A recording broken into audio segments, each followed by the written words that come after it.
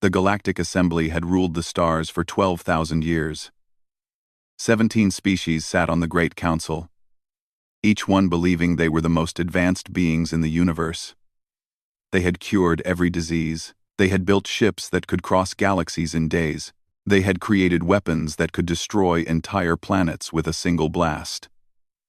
In their eyes, there was nothing left to fear. The Veltraxians were the oldest members of the council. Their bodies were made of living crystal, and they thought only with pure logic. They had no emotions, no passion, no fear. They believed this made them superior to all other life forms. The Korvathi were warriors with 6 powerful limbs and armor-like skin. They had conquered dozens of worlds through violence and strength. They sat on the council because everyone was afraid to say no to them. The Silmari were a hive mind, millions of creatures thinking as one. They controlled trade and business across the galaxy. Money was their weapon, and they used it well. These 3 species led the assembly, and the others followed without question. That was how things had always been. That was how things would always be, or so they believed. On a small blue planet in a forgotten corner of the galaxy, a species called humans was just learning to reach for the stars. They had sent machines to their neighboring planets. They had built stations that floated in orbit around their world. They were primitive by galactic standards, barely worth noticing. But the assembly noticed everything. A deep space monitoring station detected radio signals coming from Earth. The signals were weak and simple, but they proved that intelligent life existed there. The assembly convened to discuss what they called the Emerging Species Protocol. This was a polite way of saying they needed to decide whether to conquer the humans now or wait until later. Commander Nathan Cole knew nothing about any of this. He was a simple man with a simple job. He commanded a research vessel called the Starship Aurora, and his mission was to study the rings of Saturn.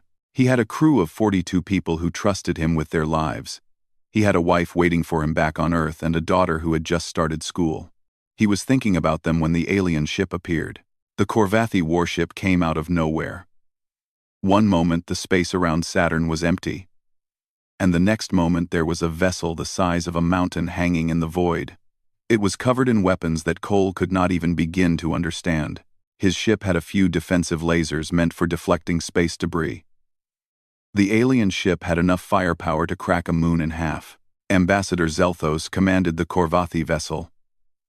He was old by his species standards, with scars covering his body from dozens of conquests. He had personally led the invasion of 11 worlds. He had watched civilizations fall and felt nothing but pride. To him, humans were just another species to be crushed under his feet. Zelthos sent a message to Earth. It was simple and direct. Humanity would surrender all territory beyond their moon. They would accept permanent observer status in the Galactic Assembly, which meant they could watch, but never vote and never speak. They would provide workers and resources whenever the Assembly demanded. If they refused, every city on their planet would be reduced to ash. The leaders of Earth received the message in stunned silence. They had always wondered if they were alone in the universe. Now they had their answer. And it was terrifying. But while the politicians panicked, something else was happening on Nexera Prime, the capital world of the Galactic Assembly. The elders were meeting in secret. The elders were the oldest living members of each founding species. They had seen empires rise and fall. They had watched countless civilizations join the assembly, some willingly and some by force. They had knowledge that the younger generations had forgotten, and right now, they were afraid. Elder Vorthon of the Silmari spoke first. His body was ancient and frail, but his mind was still sharp. He had spent decades studying newly discovered species, trying to predict which ones would be useful and which ones would be trouble. He had never been wrong, and he had never been more worried than he was right now. "We have made a terrible mistake," Vorthon said. His voice echoed through the crystal chamber where the elders gathered. "I have studied these humans carefully. I have analyzed their history, their biology, their behavior patterns. They are not like any species we have encountered before. The younger council members who had been allowed to observe the meeting laughed at his words. High General Morvax of the Korvathi waved a massive armored hand dismissively. "They are primitives," he said. "They have not even colonized their nearest planet. Their fastest ships would take years to reach the edge of their own system. What threat could they possibly pose to us?" Vorthon turned his ancient compound eyes toward the general. What Morvax saw there made him uncomfortable, though he would never admit it. It was fear. Pure, absolute fear. "They evolved on a death world," Vorthon said quietly. "Do you understand what that means?" The chamber fell silent. Most species in the assembly had evolved on stable planets, with gentle climates and abundant resources. Their evolution had been slow and peaceful. They had developed intelligence because it helped them cooperate and build things together. "Earth is not stable," Vorthon continued. "It has ice ages that cover entire continents. It has earthquakes that swallow cities. It has volcanoes that block out the sun. It has diseases that kill millions.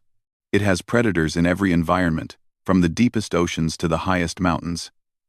And the humans survived all of it. They did not just survive. They conquered their world. They became the apex predators of a planet that was trying to kill them every single day." Morvax snorted. "So they are tough. That does not make them dangerous to us." "You still do not understand," Vorthon said. His voice cracked with frustration. "Every other species in this assembly evolved in peace. When faced with conflict, their first instinct is to submit or flee. It is logical. It is safe. But humans are different. When faced with danger, their first instinct is to fight.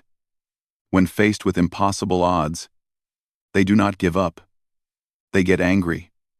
They get creative, and they find a way to win." The council members exchanged glances. Some looked amused, some looked bored. None of them looked convinced. "We should welcome them as equals," Vorthon pleaded.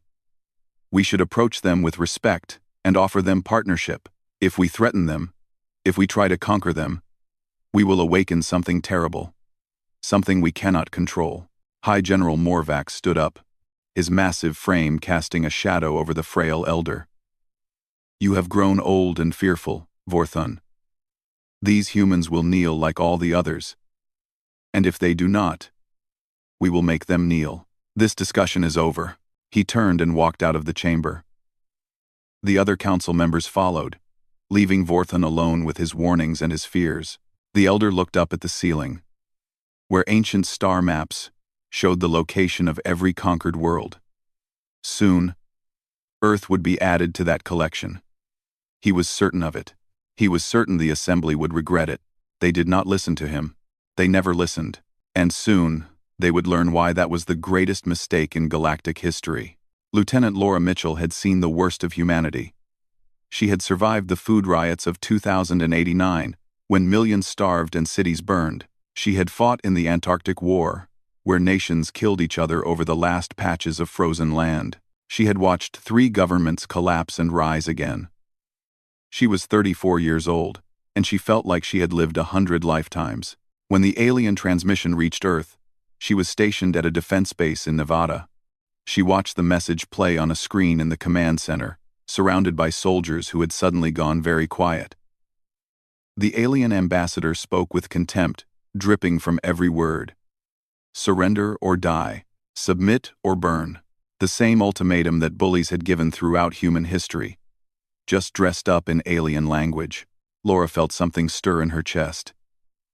It was not fear. She had stopped being afraid years ago.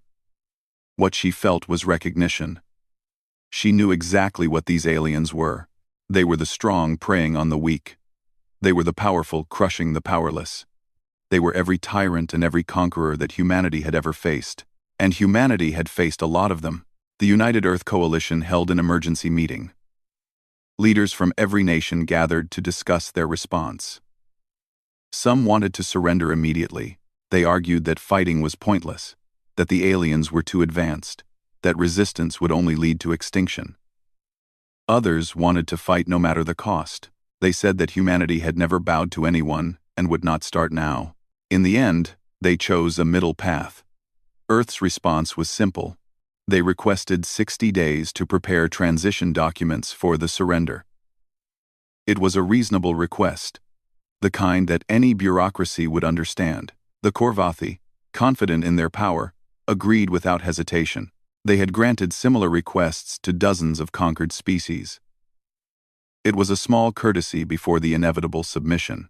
They had no idea what humanity planned to do with those 60 days. On Nexera Prime, Elder Vorthun watched the human response with growing dread. He knew what they were doing. He had studied their history enough to recognize the pattern. They were not preparing to surrender. They were preparing to fight. He tried one more time to warn the council. He brought data, charts, analysis.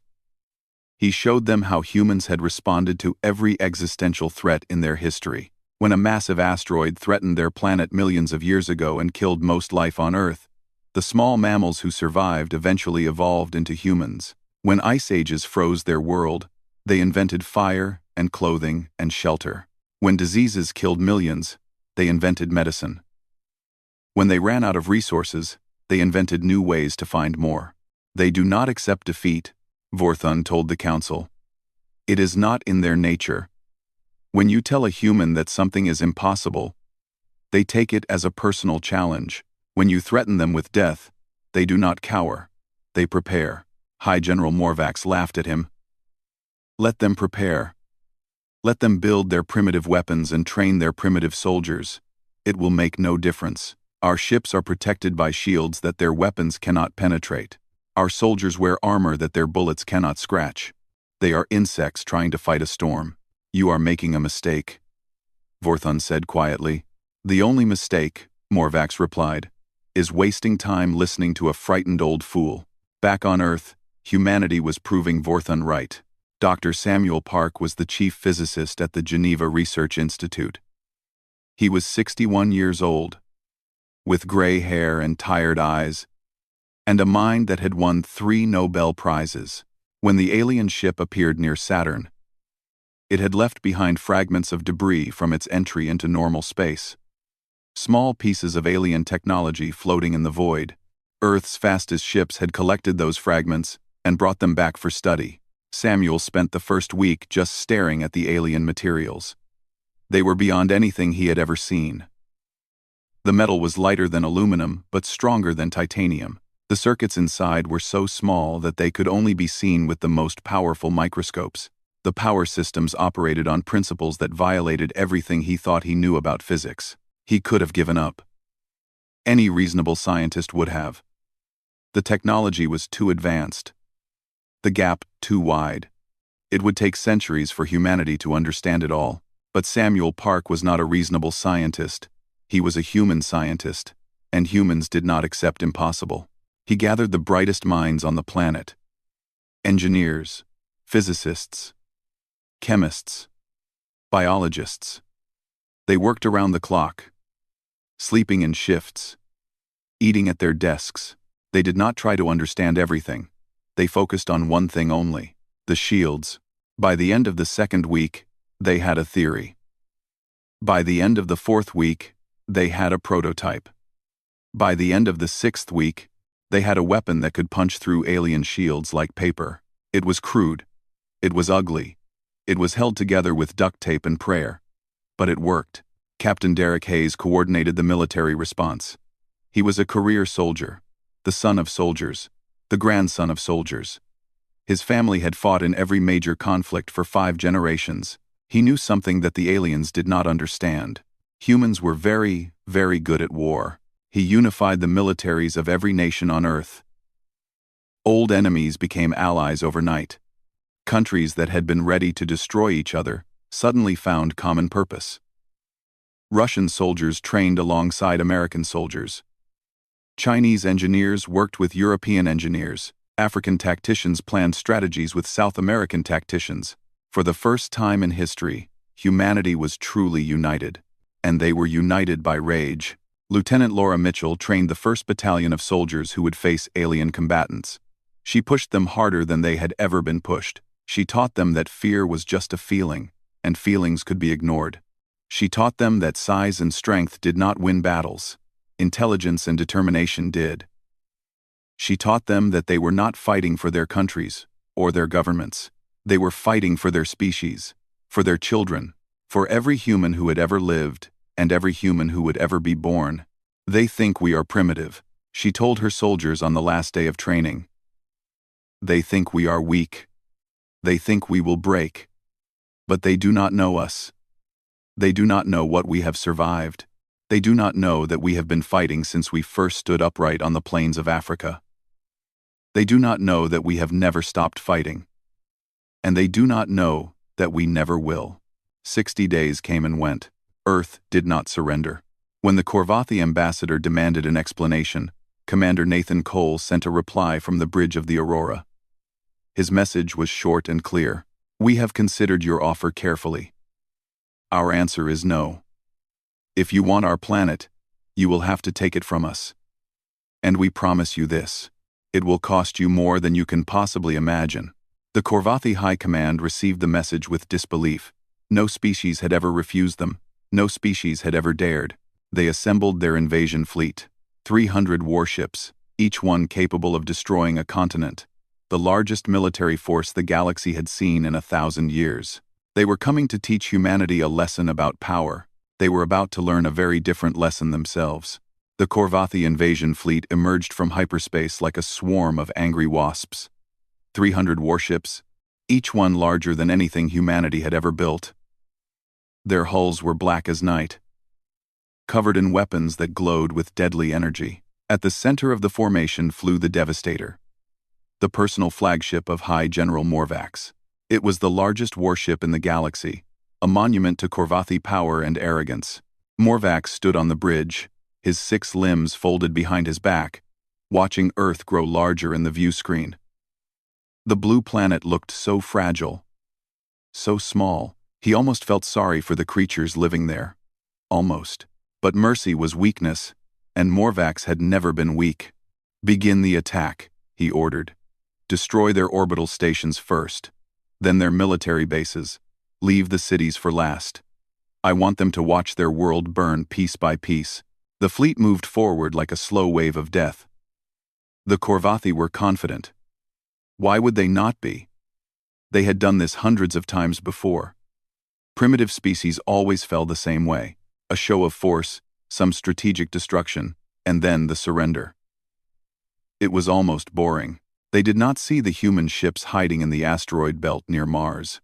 They did not notice the defense platforms buried in the radiation fields around Jupiter. They did not detect the weapons satellites floating among the space debris that cluttered Earth's orbit. Humans were primitive. Humans did not have stealth technology. Humans could not possibly surprise them. Lieutenant Laura Mitchell commanded the 1st Strike Force. Her squadron consisted of 42 fighters, small and fast, modified with the shield-breaking weapons that Dr. Park's team had developed. They had named the weapon the Equalizer, because that was exactly what it did. Laura waited until the Korvathi fleet passed the asteroid belt. She waited until they were committed to their attack run. She waited until there was no possibility of retreat. Then, she gave the order. All units, engage. Make them remember this day. The human fighters burst from their hiding places like hornets from a disturbed nest. They were tiny compared to the Korvathi warships. They should have been swatted aside without effort, but when their weapons fired, something impossible happened. The shields of the first Korvathi ship flickered and died. The ship behind it lost power completely. A third ship exploded as its reactor was exposed to the vacuum of space. In the first 30 seconds of combat, humanity destroyed 17 enemy vessels. Morvax watched in disbelief. What is happening? How are they breaking our shields? His officers had no answer. This was not supposed to happen. This had never happened. Primitive species did not develop new weapons in 60 days. Primitive species did not fight back effectively. Primitive species died quietly and quickly. But humans were not primitive. They had just been underestimated. Commander Nathan Cole coordinated the defense from the Aurora, which had been converted into a command ship. He watched the battle unfold on dozens of screens, giving orders, adjusting strategies, directing reinforcements where they were needed. He had not slept in 3 days. He would not sleep until this was over. Second wave, target their command ships, he ordered. Third wave, protect our orbital stations. Fourth wave, prepare for boarding operations. Boarding operations. The Korvathi communications officer reported this to Morvax, with something close to panic in his voice. No species had attempted to board enemy ships in combat for 3,000 years. It was considered suicide. Ships had internal defenses, automated weapons, security systems. Trying to board a warship during a battle was the act of a madman. Humans, Morvax was beginning to realize, were exactly that mad. Captain Derek Hayes led the boarding teams personally. He had trained his soldiers for exactly this kind of operation. Close quarters combat in zero gravity. Fighting in corridors and hallways where superior numbers meant nothing. Using speed and aggression to overwhelm defenders who expected nothing of the kind. His team breached the first Korvathi cruiser through an emergency airlock. The alien defenders were huge, covered in natural armor, armed with energy weapons that could vaporize a human with a single shot. They should have been unstoppable, but they had never faced an enemy who was willing to die just to take one of them down. They had never faced soldiers who kept fighting with wounds that should have been fatal. They had never faced humans. Hayes and his team cleared the cruiser in 45 minutes. They captured the ship intact, with all its technology and weapons. Then they turned those weapons against the rest of the Korvathi fleet. On Nexara Prime, the Galactic Assembly watched the battle through their long-range sensors. They watched in silence as ship after ship fell to the human assault. They watched as the mighty Korvathi fleet, the terror of the galaxy, was torn apart by creatures they had dismissed as insects. Elder Vorthon watched with the others. He felt no satisfaction in being right. He felt only sadness for what was coming. The humans were not just defending themselves now. They were proving something. They were proving that they could not be conquered.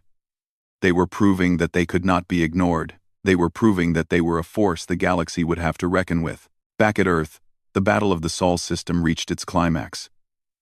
The Korvathi had lost over half their fleet. Morvax ordered a retreat. But it was too late. Human ships had surrounded the Devastator, cutting off all escape routes. Lieutenant Mitchell led the assault on the flagship herself. Her fighter was damaged, leaking atmosphere, barely functional. She did not care. She flew straight at the Devastator's bridge, firing every weapon she had left. The equalizer rounds tore through the flagship's shields. The hull breached. The bridge decompressed. And then, human boarding teams poured through the gaps, fighting their way toward the command center. Morvax fought them personally. He was a warrior born, trained from childhood to kill. He was larger, stronger, faster than any human. He killed 8 soldiers before they brought him down. It took 50 humans to capture him alive, and they lost 30 of their own in the process. When they dragged him to the brig, bleeding from a dozen wounds, he finally understood what Elder Vorthon had tried to tell him. These creatures were not primitive. They were not weak. They were survivors of a world that had tried to kill them for millions of years. They had been fighting since before they could walk upright, and they would never, ever stop. The Battle of Earth lasted 72 hours. When it ended, 187 Korvathi ships had been destroyed or captured. The greatest military defeat in galactic history.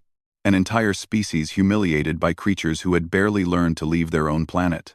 Commander Cole stood on the bridge of the Aurora, exhausted beyond measure, watching the last enemy ships flee into hyperspace.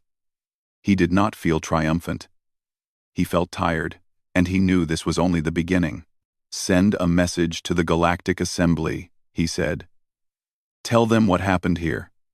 Tell them that Earth will not be conquered. Tell them that humanity will not submit." He paused, looking at the stars that suddenly felt much closer than before. "And tell them we are coming." The message reached Nexara Prime within hours. The assembly received it in stunned silence. Elder Vorthon read the words and nodded slowly to himself. He had warned them. They had not listened. Now they would have no choice but to hear. 5 years had passed since the Battle of Earth. 5 years since humanity had done the impossible. 5 years since the galaxy learned to fear a species they had once dismissed as insects. And in those 5 years, everything had changed. The Korvathi Empire was shattered. Their military might, built over thousands of years, had been broken in 72 hours. Other species in the assembly watched and learned a lesson they would never forget. Power was not permanent. The strong could fall. The weak could rise. Nothing was certain anymore. Humanity had not rested after their victory. They had taken the captured Korvathi technology and improved it. They had built new ships, faster and stronger than anything they had before. They had trained new soldiers, pilots, engineers. They had looked at the stars and seen not threats but possibilities. Captain Megan Torres commanded the first human expeditionary force to leave the Sol system. She was 38 years old, with dark hair and calm eyes that had seen too much death. She had fought in the Battle of Earth. She had lost friends, comrades, people she loved. She had survived because she was too stubborn to die. Now she was leading humanity's first mission beyond their home system. Her orders were simple: explore, make contact, learn about the galaxy they were now part of. But Megan had her own ideas about what humanity should do with its new power. The first alien world she visited was Drenara, home of a gentle amphibian species called the Drenari. They were small creatures, barely reaching human waist height, with soft blue skin and enormous sad eyes. They had been conquered by the Assembly 3,000 years ago. Since then, they had served as laborers, building the great works of their masters while their own civilization crumbled. Megan met with the Drenari elders in a ruined temple that had once been the center of their culture. They looked at her with fear at first. They had only ever known aliens as oppressors. They expected demands, threats, ultimatums. Instead, Megan sat down on the cold stone floor, making herself smaller, less threatening. She told them about Earth. She told them about humanity's history of oppression and liberation. She told them about the slaves who had fought for freedom, the colonies that had broken their chains, the ordinary people who had stood up against tyrants and won. "We are not here to conquer you," she said. "We are not here to rule you. We are here to offer you something no one has offered you in 3,000 years. A choice. You can remain as you are, under the Assembly's control, or you can stand with us." The Drenari elder looked at her for a long time. His ancient eyes searched her face for deception, for hidden motives. He found none. What he saw instead was something he had not seen in millennia: sincerity, respect, hope. "Why?" he asked. "Why would you help us? We have nothing to offer you. We are weak. We are broken." Megan smiled sadly. "Because someone should have helped us when we needed it. No one did. We had to fight alone. But that does not mean everyone has to. That is not the galaxy we want to build." The Drenari joined humanity that day. It was the first alliance, but it would not be the last. Over the next 5 years, humanity spread across the galaxy like wildfire. Not as conquerors, but as liberators. They found the Vexari, brilliant engineers who had been forced to build weapons for their oppressors. They found the Thrin, telepathic pacifists who had been hunted nearly to extinction for their abilities. They found dozens of species that had been crushed under the Assembly's heel, forgotten and abandoned. To each of them, humanity offered the same thing: freedom, partnership, a chance to be more than slaves. Dr. Christopher Walsh became Earth's first interstellar ambassador. He was a small man with a gentle voice and an iron will. He had spent his career studying conflict resolution, learning how enemies could become friends, how hatred could transform into cooperation. He believed that the universe could be better than it was, and he dedicated his life to making that belief a reality. He traveled from world to world, meeting with leaders and ordinary people alike. He listened to their stories. He learned their histories. He showed them that humans were not just warriors, they were also healers, builders, dreamers. They had come to the stars not to dominate but to connect. "We offer you the same terms we offer everyone," Christopher said in meeting after meeting. "Join us, and your voice will be heard. Your culture will be preserved. Your people will be protected. We will not tell you what to think or how to live. We ask only that you extend the same respect to others. It was a simple message, but it was revolutionary. The assembly had always operated on hierarchy. The strong ruled. The weak served. There was no equality. No partnership. Only power. Humanity offered something different. Something that species had forgotten was possible. Within 10 years, the human coalition had grown to include 11 species. The Drenari provided labor and construction expertise. The Vexari built ships and technology that merged alien science with human creativity. The Thrin offered their telepathic abilities for communication and diplomacy. Each species brought something unique to the Alliance. Each species was valued for who they were, not what they could provide. On Nexara Prime, the Galactic Assembly watched with growing alarm. The Veltraxian Council demanded action. The remaining military powers prepared for war. But they were divided. Uncertain. The old certainties had crumbled. The old order was dying. Elder Vorthon requested an audience with the Assembly one final time. His crystalline body had dimmed with age. He moved slowly, painfully. But his mind was still sharp. And he had one last warning to give. I told you about the death world, he said, his voice barely above a whisper. I told you about their history of survival. But I did not tell you the most important thing about humans. The thing that makes them truly dangerous. The chamber fell silent. Even those who had dismissed him before leaned forward to listen. They form bonds, Vorthon continued. With each other. With other species. With anyone they decide is worth protecting. When you threatened their planet, you did not threaten a single species. You threatened everything a human has ever loved. And humans will burn galaxies for love. He paused, gathering his strength for the final words. We could have welcomed them as equals. We could have learned from them. Instead, we made them our enemies. And now we face something worse than an enemy. We face an idea. Freedom. Hope. The belief that things can be better. You cannot kill an idea with warships. You cannot conquer hope with soldiers. We have already lost. We just do not know it yet. He turned and walked out of the chamber, leaving the assembly in silence. Outside, the stars shone bright and cold. Somewhere among them, humanity was building a new future. A future the assembly had never imagined. A future that could not be stopped. The fire was spreading, and it would not stop until it had transformed everything. 20 years had passed since first contact. 20 years since the Korvathi had come to Earth with their ultimatum. 20 years since humanity had refused to kneel. The galaxy that existed now would have been unrecognizable to those who had lived before. The Galactic Assembly was gone. It had not been destroyed in war or torn apart by revolution. It had simply crumbled, piece by piece. As its member species chose a different path, the rigid hierarchies that had ruled for 12,000 years dissolved like ice in summer. In their place rose the Interstellar Commonwealth, a federation built on principles that humans had fought and died for throughout their history. Equality, cooperation, the right of every sentient being to determine their own fate.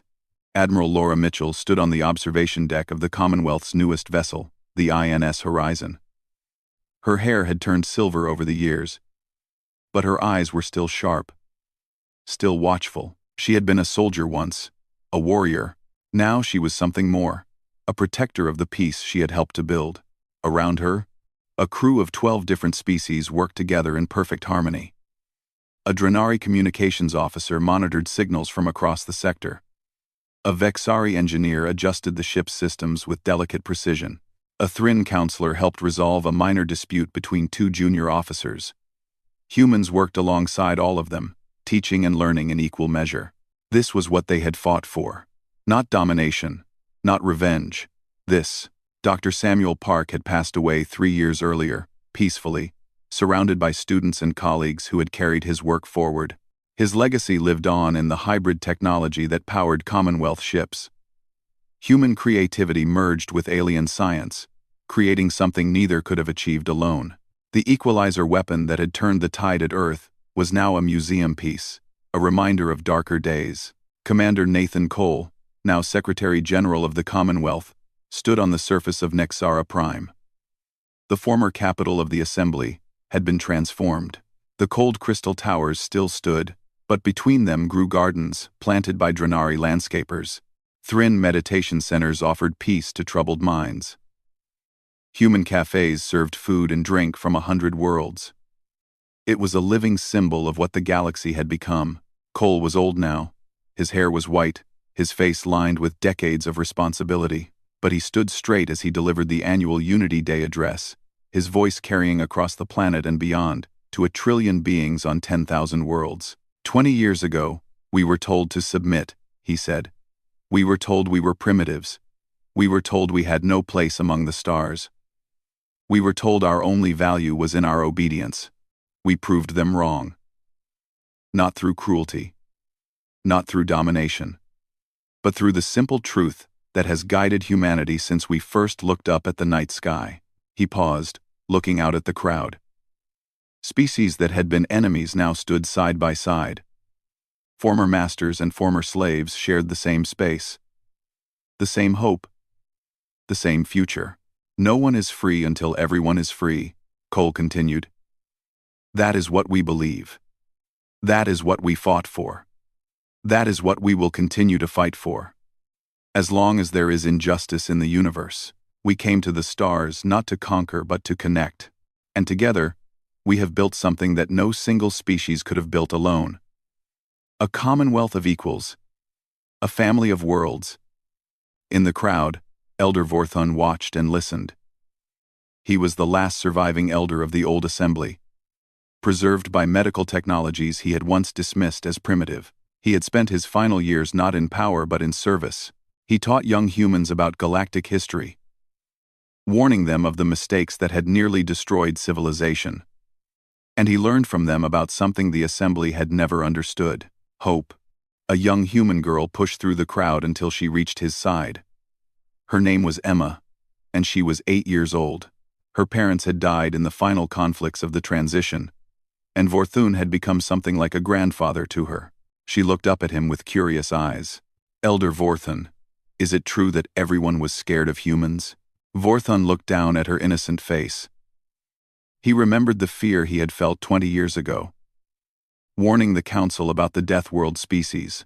He remembered their arrogance, their dismissal, their certainty that humans were nothing to worry about. Yes, he said softly. They were scared because they did not understand you. They saw your capacity for violence and assumed that was all you were.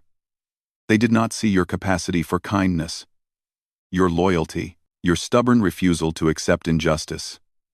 He smiled, a gesture he had learned from humans. They saw predators. They should have seen protectors. Emma considered this for a moment. Her face scrunched up in thought. That seems silly, she said finally. Vorthun laughed, a sound like wind chimes in a gentle breeze. It was not a natural sound for his species, but he had practiced it until it felt right. It was, little one, it was the silliest thing in the universe. We had all the power in the galaxy, and we used it to make enemies instead of friends. We could have welcomed your species as partners. Instead, we tried to crush you. And in doing so, we destroyed ourselves. But you are not destroyed, Emma said. You are right here. Vorthun placed a crystalline appendage on her shoulder. I am here because your people chose mercy over vengeance. When the assembly fell, humanity could have punished us. They could have conquered our worlds as we tried to conquer theirs. Instead, they offered us a place in their commonwealth. They treated us as equals, even though we had treated them as slaves. That is what makes your species truly remarkable. Not your ability to fight, your ability to forgive. The sun was setting over Nexara Prime, painting the sky in colors that no single species had words for, purple and gold and deep red, reflecting off the crystal towers and the new gardens alike. It was beautiful in a way that the old assembly, focused only on power and control, had never appreciated. Admiral Mitchell watched the sunset from the horizon's observation deck. Captain Megan Torres, now retired, had sent her a message that morning, reminiscing about the old days. Dr. Christopher Walsh was giving a lecture at the Commonwealth University, teaching a new generation of diplomats. The people who had built this future were growing old, passing the torch to those who would carry it forward. And somewhere in the vast expanse of space, young humans were still exploring, still reaching out to unknown worlds, still offering the same thing to every species they met. Freedom, partnership, hope. The elders had warned the assembly about humans. They had said that humanity was dangerous. They had been right about that. Humans were dangerous. They were dangerous to tyranny. They were dangerous to injustice. They were dangerous to anyone who believed that might made right and the strong should rule the weak. But they were not dangerous to those who sought peace, to those who valued cooperation, to those who believed that the universe could be a better place. The stars, which had once seemed so cold and distant, now felt like home. Not just for humanity, but for every species in the Commonwealth. A family of worlds, united by hope. The elders had warned them about humans. They should have listened. Not because humans were a threat to be feared, but because humans were an opportunity that should have been embraced. The galaxy had learned that lesson the hard way. But it had learned. And now, under the light of 1 trillion stars, a new dawn was breaking. It was only the beginning, the end.